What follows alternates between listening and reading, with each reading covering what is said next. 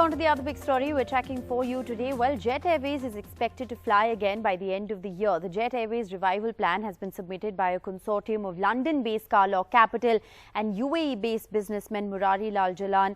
This was approved by the National Companies Law Tribunal. That's what sources have told NDTV. Let's get you the details of this story at the moment. Now, remember, the NCLT is given 90 days to the DGC and the Aviation Ministry to actually allot slots, etc., to the airline. But let's break down the details for you. So, the National Company Law Tribunal has essentially accepted the revival plan for Jet Airways. So, this is, of course, a very significant development that's happened for Jet Airways.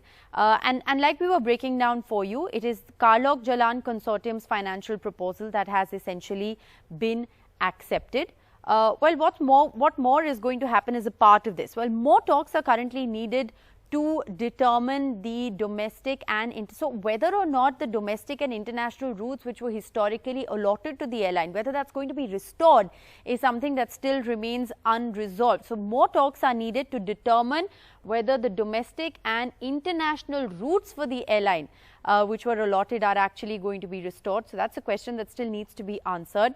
So no resolution as far as the historic route allocation of the airline is concerned. What we're also, however, learning is that Carlok Capital Partners is a London-based investment firm, and this, of course, has partnered with the Jalan Group, which is headed by a UAE-based entrepreneur. So it is the Carlok Jalan Consortium that has actually, in fact, bid for Jet Airways to once again be reinstated. The airline, remember, had suspended its operations back in 2019, in April 17, 2019 to be precise, due to financial distress. So Jet Airways, well, what really lies ahead in the future, and will the airline once again take to the skies by the end of the year? That's the question that needs to be answered.